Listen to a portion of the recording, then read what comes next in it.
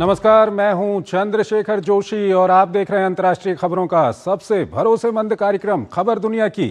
इस कार्यक्रम में हम आपको इस वक्त की बड़ी अंतर्राष्ट्रीय खबरें बताते हैं और दो बड़ी खबरों पर अपने विशेषज्ञ मेहमान के साथ विश्लेषण करते हैं। आज के एपिसोड में हम ट्रंप ज़ेलेंस्की मुलाकात के बाद रूस यूक्रेन युद्ध के रुकने की संभावनाओं और इजराइल की ओर से सोमालीलैंड को मान्यता देने के बाद इलाके में मचे बवाल पर चर्चा करेंगे। साथ ही हम आपको ये भी बताएंगे कि चीन और ताइवान के बीच ताजा तनाव का कारण क्या है और क्यों दोनों ओर से सेनाएं बैरकों से बाहर निकली हुई हैं। होंगी और भी महत्वपूर्ण अंतर्राष्ट्रीय खबरें, लेकिन आइए सबसे पहले आपको दिखाते हैं इस वक्त की अंतर्राष्ट्रीय हेडलाइंस। रूस ने युद्ध खत्म होने के बेहद करीब पहुंचने के ट्रंप के बयान का किया स्वागत, कहा डोनबास जल्द खाली करे यूक्रेन। राष्ट्रपति ज़ेलेंस्की ने कहा डोनबास और जापोरिज़िया के मुद्दे अब भी अनसुलझे। ट्रंप ज़ेलेंस्की मुलाकात को दोनों पक्षों ने बताया सकारात्मक।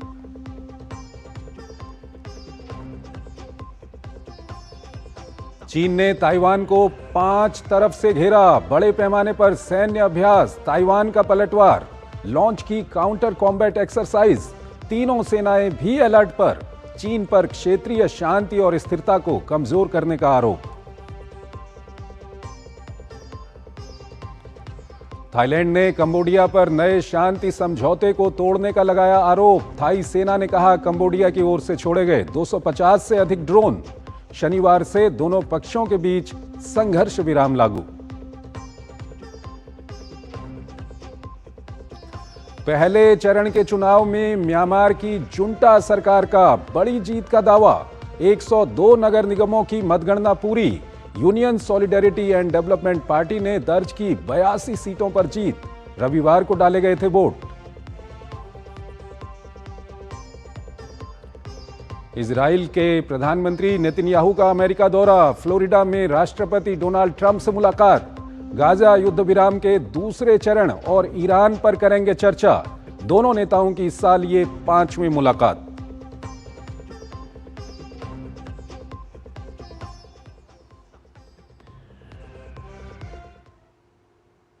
और आइए पहली बड़ी खबर की ओर आपको लिए चलते हैं। रूस और यूक्रेन के बीच युद्ध रुकने की संभावना काफी बढ़ गई है। अमेरिकी राष्ट्रपति डोनाल्ड ट्रंप और यूक्रेन के राष्ट्रपति वोलोदिमीर ज़ेलेंस्की के बीच वॉशिंगटन में मुलाकात के बाद इस तरह के संकेत विभिन्न पक्षों की ओर से मिल रहे हैं। इस मुलाकात के पहले ट्रंप ने रूसी राष्ट्रपति पुतिन से भी बात की। विभिन्न पक्षों की ओर से जो जानकारी हमें मिल रही है उसके अनुसार शांति प्रस्ताव को लेकर काफी हद तक सहमति बन गई है। कुछ मामलों पर अभी भी काम किया जाना बाकी है। आइए आपको एक रिपोर्ट के जरिए बताते हैं कि इस युद्ध को रोकने के लिए रूस और यूक्रेन के बीच कैसे सहमति बनने वाली है और फिर इस पर अपने विशेषज्ञ मेहमान से हम विश्लेषण करेंगे।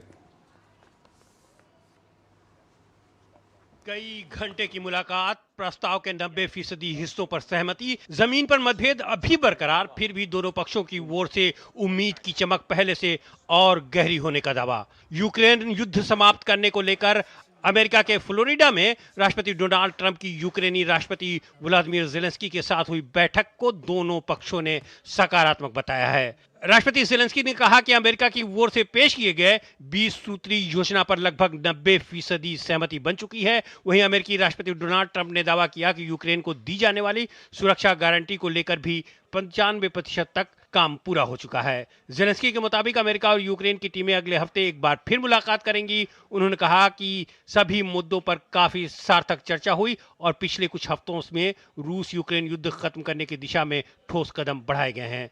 ज़ेलेंस्की ने दावा किया कि शांति समझौते के मसौदे में यूक्रेन के लिए 15 वर्षों तक अमेरिकी सुरक्षा गारंटी का प्रावधान है। हालांकि उन्होंने 50 साल की मांग रखी थी। ज़ेलेंस्की ने बताया कि वो जल्द ही 20 सूत्रीय प्रस्ताव पर अपने यूरोपीय सहयोगियों के साथ चर्चा करेंगे। फिर इसे यूक्रेनी जनता के सामने बतौर जनमत संग्रह पेश किया जाएगा। इसके लिए 60 दिन के संघर्ष विराम की जरूरत होगी। उन्होंने कहा कि योजना को यूक्रेन, अमेरिका, रूस और यूक्रेन की मंजूरी जरूर मिलनी चाहिए। ज़ेलेंस्की ने एक बार फिर दोहराया कि विदेशी सैनिकों की यूक्रेन में मौजूदगी ही वास्तविक सुरक्षा गारंटी होगी। हालांकि रूस पहले ही इन मांगों को खारिज कर चुका है। ज़ेलेंस्की का कहना है कि ज़ेपोरोजिया संयंत्र और उससे जुड़े क्षेत्रों के मुद्दों पर कोई ठोस प्रगति नहीं हो पाई है। असल में रूस इस समय यूक्रेन के दो प्रमुख क्षेत्रों पर कब्जा किए हुए है। रूस का यूक्रेन के डोनेट्स्क क्षेत्र के 75% और लुहांस्क के करीब 99% पर कब्जा है। इन दोनों इलाकों को डोनबास कहा जाता है। रूस चाहता है कि यूक्रेन डोनबास मॉस्को के हवाले कर दे, लेकिन यूक्रेन का कहना है कि इस इलाके को एक फ्री इकोनॉमिक जोन बनाया जा सकता है जहां यूक्रेनी पुलिस की निगरानी बनी रहे। हालांकि उन्होंने स्पष्ट किया कि इस मुद्दे पर भी यूक्रेनी जनता से राय लेने के बाद ही आगे बढ़ा जाएगा।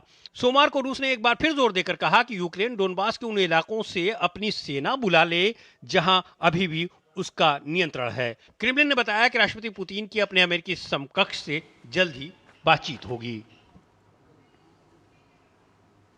तो ये बड़ी बात है, सभी पक्षों की ओर से बड़े अच्छे संकेत आ रहे हैं और इन संकेतों को देख के कहीं ना कहीं अभी ये लगने लगा है कि रूस और यूक्रेन का जो युद्ध है ये जल्द से जल्द खत्म हो सकता है। हमारे साथ हमारे विशेष मेहमान doctor Rajan Kumar SIS JNU से हमारे साथ जुड़ चुके हैं। डॉक्टर कुमार, बहुत बहुत स्वागत है आपका हमारे इस कार्यक्रम में।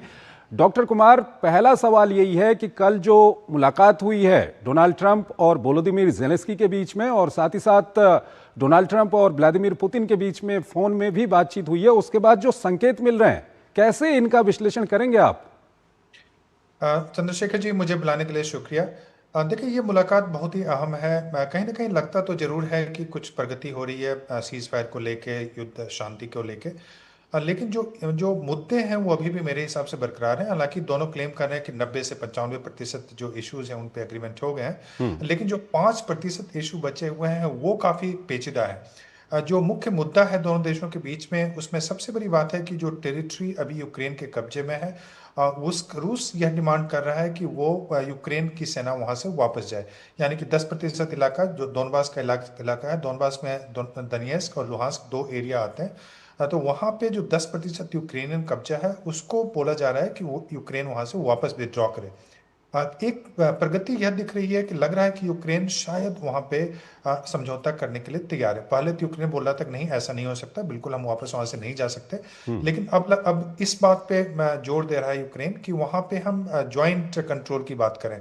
ज्वाइंट कंट्रोल में यूक्रेन का भी कंट्रोल हो और रूस का भी कंट्रोल हो, और डीमिलिटराइज जोन की बात करें जिसमें कि दोनों की मिलिट्री वहां पे नहीं होगी और जो पीस कीपिंग फोर्सेस इत्यादि की बात होती है वह वहां पे रह सकता है। दिक्कत इसमें यह है चंद्रशेखर जी कि इस पे रूस नहीं मानेगा। रूस चूंकि रूस की बढ़त है, रूस का दबाव अभी बना हुआ है और रूस जीत की ओर अग्रसर है, तो वैसे में रूस जो डोनबास का इलाका है जो कि काफ़ी इंडस्ट्रियल एरिया है और वहाँ पे रूसी जनसंख्या वाले पॉपुलेशन काफ़ी ज़्यादा है, तो वैसे में इस बात पे रूस नहीं मानेगा।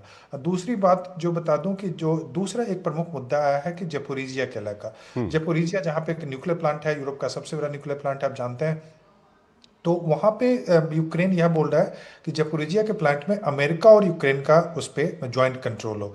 यह रूस कभी नहीं मानेगा, क्योंकि पहला तो यह कि जपोरिजिया उनके पास है और इतना बड़ा इलेक्ट्रिसिटी का प्लांट, न्यूक्लियर प्लांट, वह अब ना तो अमेरिका को हैंड ओवर करेगा ना ही यूक्रेन को हैंड ओवर करेगा। यह जरूर है कि उस पर कुछ दूसरे समझौते हो सकते हैं कि उससे एनर्जी सप्लाई इत्यादि यूक्रेन को, वह भले ही संभव है, लेकिन कंट्रोल तो रूस उससे नहीं वापस करेगा। जो प्रमुख मुद्दे हैं जिस हिसाब से रूस थोड़ी सी सहमति के लिए जो तैयार हो सकता है, उसमें नेटो की मेंबरशिप की बात नहीं हो रही है। अब पहले नेटो की मेंबरशिप या उस ढंग की कोई सिक्योरिटी गारंटी की बात यूक्रेन मांग रहा था अमेरिका से, तो चूंकि नेटो की मेंबरशिप पर बात नहीं हो रही है, तो यह रूस के लिए एक अच्छी बात है। रूस लेकिन कहीं ना कहीं जो अमेरिका की ओर से 15 साल की सुरक्षा गारंटी की बात की गई है, इसको किस तरह से हम इसको समझ सकते हैं? वो 15 साल की गारंटी किस तरह से होगी?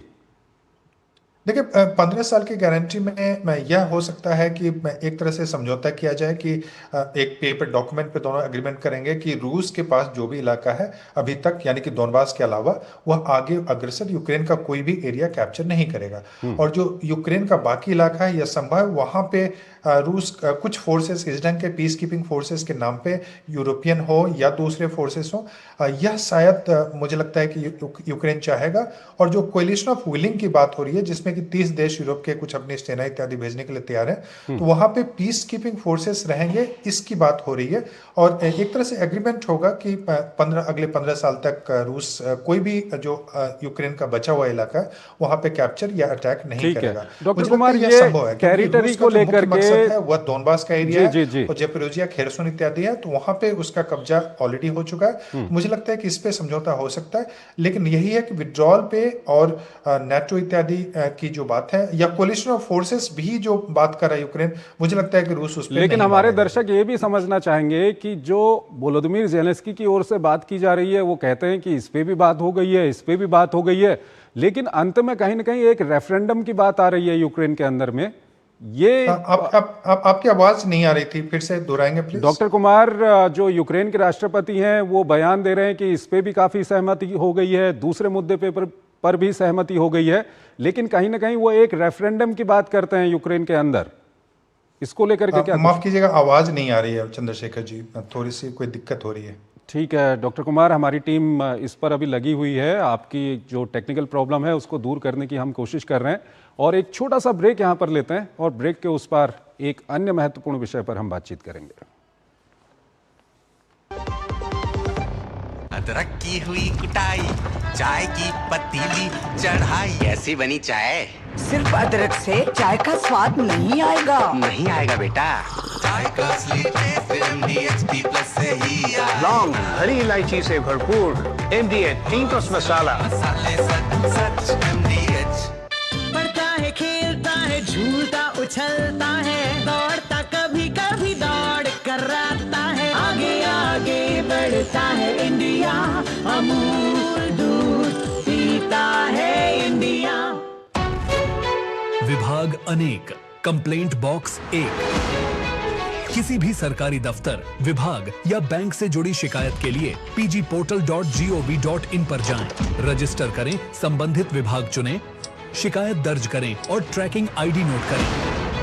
SMS या ईमेल पर एक्नॉलेजमेंट पाएं और शिकायत का जवाब सीधे मंत्रालय से प्राप्त करें। अब तक 1 करोड़ 12 लाख से अधिक भारतीयों ने भरोसा जताया। CP ग्राम्स, आपकी हर शिकायत का हल। अभी शिकायत दर्ज करें pgportal.gov.in। इच्छाओं की कोई उम्र नहीं होती, आज हो या कल आंखों में हरदम चमकती, कल भी रहे आज के ठाट, ना हो टेंशन रिटायरमेंट के बाद, हाँ करनी है तैयारी NPS जरूरी है। हाँ बोल बेटा करण। क्या? जिंदगी की रोज की दौड़ में हम अक्सर चीजें भूल जाते हैं, अंकल। पर अच्छा लगता है जब कोई आपका ख्याल रखता है, जैसे कि RBI ख्याल रखता है आपके अनक्लेम डिपॉजिट्स का। अनक्लेम डिपॉजिट मतलब? वो बैंक खाते जिसमें 10 साल या उससे अधिक से कोई लेन देन न हुआ हो, ऐसे खाते RBI के DEA फंड में चले जाते हैं। अपने बैंक के किसी भी शाखा में जाकर अपना KYC अपडेट कराइए और अपना अनक्लेम डिपॉजिट वापस पाए। RBI कहता है जानकार बनिए, सतर्क रहिए। मेरी पसंद, मेरी पसंद, मेरी पसंद, मेरी पसंद, हमारी पसंद, हम सबकी पसंद। मजबूत देश का मजबूत सरिया हो गया स्टील। क्या आपको है आकर्षक बचत विकल्पों की तलाश? LIC प्रस्तुत करता है नवजीवन श्री सिंगल प्रीमियम प्लान। एक मुश्त प्रीमियम राशि जमा करें, जीवन बीमा कवर का आनंद उठाएं, परिपक्वता पर गारंटीकृत निश्चित राशि प्राप्त करें, तरलता विकल्प भी उपलब्ध। अभी खरीदें। मौजूदा पॉलिसी धारकों के लिए आकर्षक छूट, नियम और शर्तें लागू। गोल्डी छोले मसाले, जहाँ जाएं रिश्ते बनाएं। गोल्डी लाए हैं फ्रेश लॉक टेक्नोलॉजी, जो रखे मसालों को हर समय फ्रेश। स्वागत है आपका ब्रेक के बाद। अगली महत्वपूर्ण खबर की ओर आपको लिए चलते हैं। हाल ही में इजराइल ने एक ऐसा फैसला लिया जिससे मुस्लिम देशों में खलबली मच गई। इजराइल दुनिया का पहला देश बन गया जिसने सोमालीलैंड को एक अलग देश के रूप में मान्यता दे दी। इसके बाद सऊदी अरब, तुर्की से लेकर यमन के हुती तक इजराइल के इस फैसले के विरोध में उतर आए। हुती ने तो इजराइल को धमकी भी दे दी। आइए आपको एक रिपोर्ट के जरिए बताते हैं कि सोमालीलैंड कहां है, इसका इतिहास क्या है और क्यों इसको इजराइल से पहले किसी देश ने मान्यता नहीं दी। एक स्वायत्त देश का करीब 30 साल का इंतजार तो जरूर खत्म हुआ, लेकिन मान्यता की ये तहरीर क्षेत्र में भू राजनीतिक बम बनकर फूट गई है। दरअसल शुक्रवार को इजराइल के प्रधानमंत्री ने बड़ी कूटनीतिक चाल चलते हुए सोमालिया से अलग हुए क्षेत्र को सोमालीलैंड के रूप में मान्यता देकर क्षेत्र में रणनीतिक बढ़त लेने की कोशिश की तो मुस्लिम देशों में भूचाल खड़ा हो गया। इजराइल वो पहला देश है जिसने सोमालीलैंड को राष्ट्र के रूप में मान्यता दी है। सोमालीलैंड साल 1991 में अफ्रीकी देश सोमालिया से अलग होने की घोषणा की थी। लगभग 60 लाख की आबादी वाला ये क्षेत्र सोमालिया के उत्तर पश्चिम छोर को नियंत्रित करता है और उत्तर पश्चिम में जिबूती और पश्चिम और दक्षिण में इथोपिया से घिरा हुआ है। अदन की खाड़ी के पास रणनीतिक स्थान पर स्थित इस क्षेत्र की अपनी करेंसी, पासपोर्ट और सेना है। इसके बावजूद दुनिया ने उसे देश के तौर पर मान्यता नहीं दी है। इजराइल पहला देश है जिसने आधिकारिक तौर पर सोमालियालैंड को एक राष्ट्र की मान्यता दी है। सोमालीलैंड के रणनीतिक महत्व के कारण इजराइल के इस कदम को बेंजामिन नेतन्याहू का मास्टर स्ट्रोक करार दिया जा रहा है। इस फैसले ने क्षेत्रीय देशों की धड़कनें बढ़ा दी हैं। जिबूती, सोमालिया, सऊदी अरब, तुर्की, मिस्र समेत दूसरे देशों ने नेतन्याहू के फैसले पर कड़ी आपत्ति जताई है। मिस्र ने कहा है कि वो फिलिस्तीनी लोगों को उनकी भूमि से विस्थापित करने की किसी भी योजना को खारिज करता है। दरअसल इस साल की शुरुआत में कई ऐसी मीडिया रिपोर्टें सामने आई जिसमें कहा गया था कि अमेरिका और इजराइल ने गाजा से जबरन विस्थापित फिलिस्तीनियों के संभावित पुनर्वास को लेकर सोमालीलैंड से संपर्क किया है। हालांकि अमेरिका ने बाद में इससे दूरी बना ली थी। अफ्रीका के क्षेत्रीय संघ ने भी सोमालीलैंड को एक स्वतंत्र राष्ट्र के रूप में मान्यता देने का विरोध किया है। हालांकि सोमालीलैंड के राष्ट्रपति अब्दुल रहमान मोहम्मद अब्दुल्लाही ने क्षेत्रीय देशों की चिंताओं को खारिज करते हुए कहा है कि वो अपनी धरती को किसी के खिलाफ इस्तेमाल नहीं होने देंगे।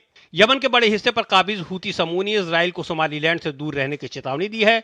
हूती ने इजराइल के इस फैसले को सोमालिया और यमन के खिलाफ आक्रामकता करार देते हुए क्षेत्र की सुरक्षा के लिए खतरा बताया है। साथ ही इजरायली सेना को रोकने का संकल्प दोहराया है। 2023 के गाजा संघर्ष के बाद से इजराइल और हूती आमने सामने हैं। जानकारों का मानना है कि सोमालीलैंड के साथ कूटनीतिक संबंध इजराइल को लाल सागर तक बेहतर पहुंच प्रदान करेगा। वो यमन में हूती समूह पर ज्यादा तेज हमले करने में सक्षम होगा।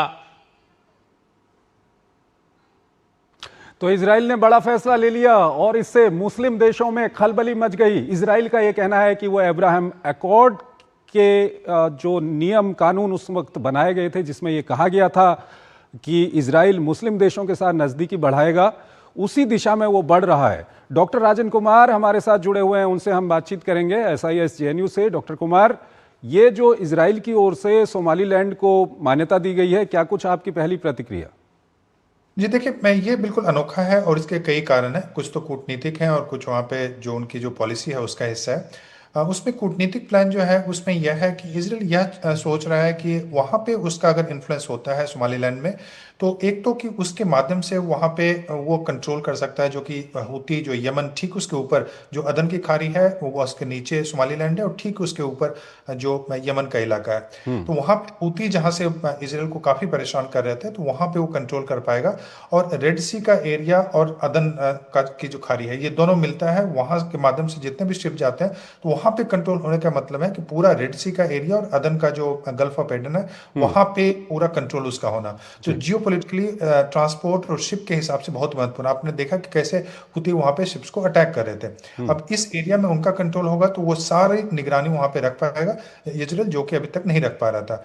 दूसरा कि जो अभी चर्चा में चल रहा है कि इजराइल का यह भी प्लान है कि वहाँ पे लगभग 1.5 लाख जो गजा के जो वहाँ पे गजा के सिटीजन्स थे वहाँ पे पैलेस्टीनियन जो थे उनको वहाँ पे डिस्प्लेस करने का प्लान है। हालांकि इजराइल ने अभी तक ऐसा नहीं बोला है, लेकिन बहुत सारे मीडिया में रिपोर्ट्स आए हैं कि लगभग 1.5 लाख लोगों का प्लान है और दोनों के बीच में एग्रीमेंट भी साइन हुआ है। एक रेसिप्रोकल एग्रीमेंट यह है कि सोमालीलैंड उनको लेगा और इसके बदले में इजराइल वहां पे रिकॉग्नाइज किया है। सवाल यह उठता है कि क्या इजराइल बिल्कुल अकेले ऐसा कर रहा है? नहीं, मैं बता दूं कि अमेरिका में भी इस पे डिबेट चल रहा था। अमेरिका के बहुत सारे रिपब्लिकन जो लीडर्स हैं जिसमें टेड क्रूज इत्यादि की बात करूं तो वो पहले से ही बोल रहे थे कि सोमालीलैंड को रिकॉग्नाइज किया जाए। 1991 में ही इन्होंने सोमालीलैंड आप जानते हैं कि डिक्लेयर कर दिया था इंडिपेंडेंस, लेकिन कोई भी UN का मेंबर उसको अभी तक रिकॉग्नाइज नहीं किया था। सर, यहाँ पर ये समझना चाहेंगे कि सोमालिया की जो चिंता है वो तो समझ में आती है क्योंकि सोमालीलैंड सोमालिया से अलग होकर बना, लेकिन सऊदी अरब की हम बात करें, तुर्की की हम बात करें, दूसरे मुस्लिम देशों की हम बात करें, उनको क्यों दिक्कत हो रही है सोमालीलैंड को रिकॉग्नाइज करने से? उनकी दिक्कतें कई कारण से हैं। एक तो कि वहां पे उनको लग रहा है कि इस बहाने इजराइल जो है गजा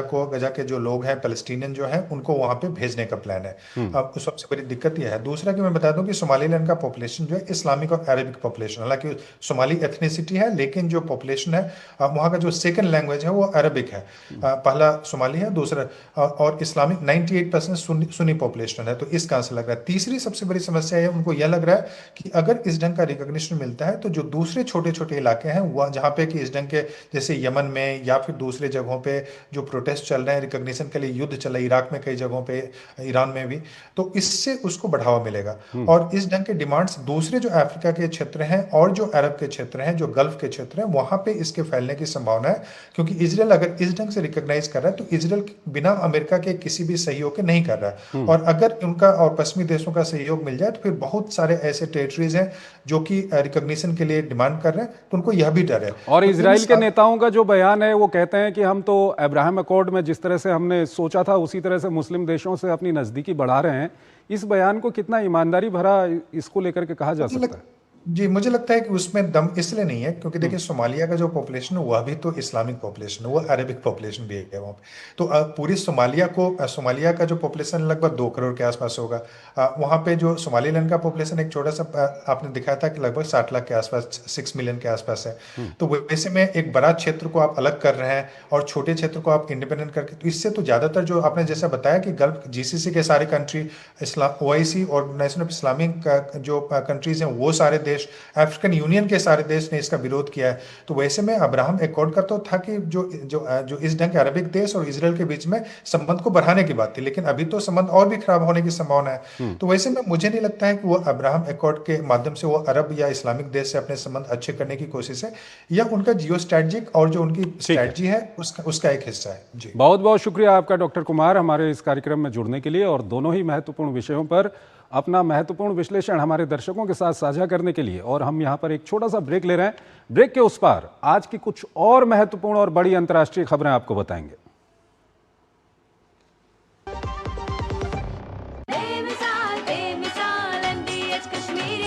लाल रंग इसका अपार, तीखा कम है फिर भी स्वाद। बेमिसाल MDH कश्मीरी, और कम डाल पर असली डाल। MDH कश्मीरी लाल मिर्च पाउडर।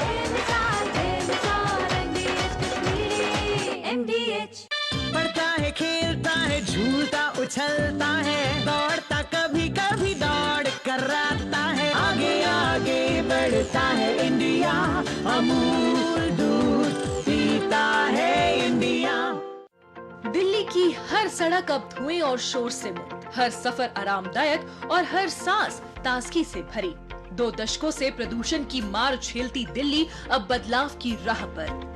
स्वच्छ हवा और बेहतर जीवन के लिए दिल्ली की नई सरकार लगातार ठोस कदम उठा रही है। सिर्फ 10 महीनों में 1350 ई बसों के जरिए साफ हवा, सुरक्षित सफर, 0 एमिशन, शांत और आधुनिक CCTV, GPS और पैनिक बटन जैसी स्मार्ट सुविधाओं के साथ ये बसें हर दिन धुआं, धूल और प्रदूषण को कम कर दिल्ली को बनाती है स्वस्थ और हरियाली भरा शहर।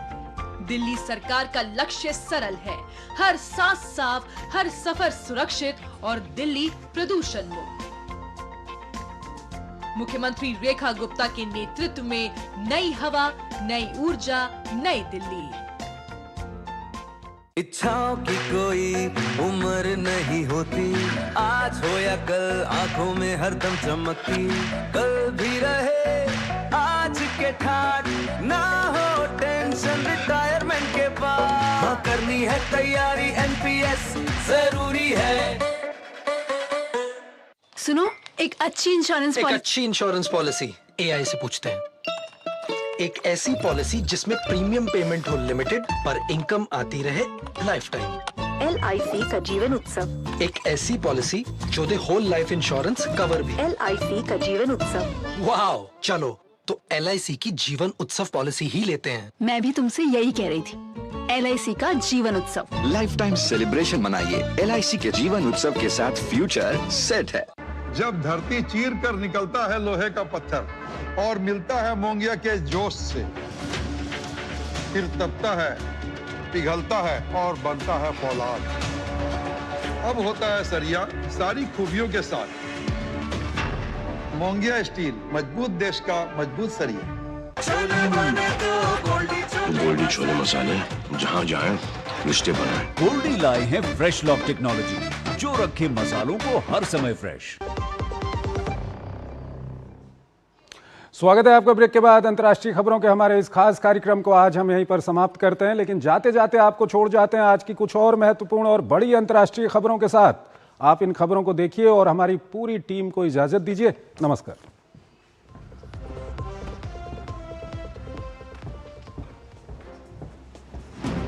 जापान के साथ बढ़ते कूटनीतिक तनाव के बीच चीन की सेना ने ताइवान जलडमरू मध्य के मध्य क्षेत्रों में नए युद्धाभ्यास शुरू कर दिए हैं। इन अभ्यासों में सैनिकों, युद्धपोतों, लड़ाकू विमानों और तोपखाने को तैनात किया गया।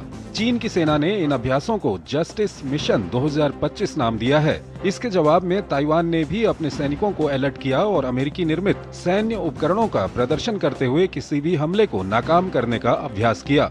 चीन के ईस्टर्न थिएटर कमांड ने कहा कि ताइवान स्ट्रेट के उत्तर और दक्षिण पश्चिमी हिस्सों में बलों को तैनात किया गया है।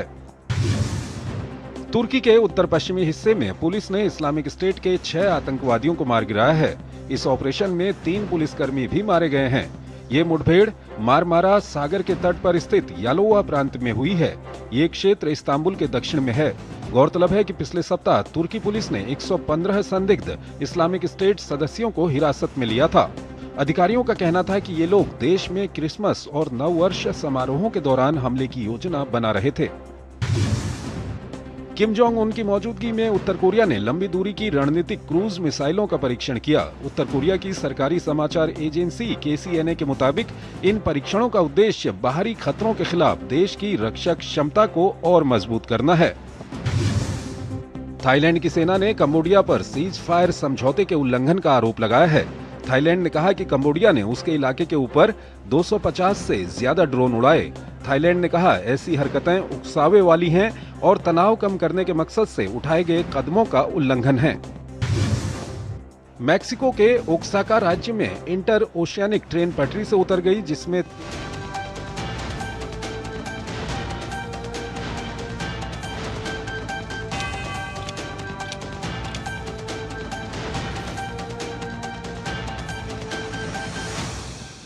खबर दुनिया की के प्रायोजक थे देगी मिर्च का तड़का।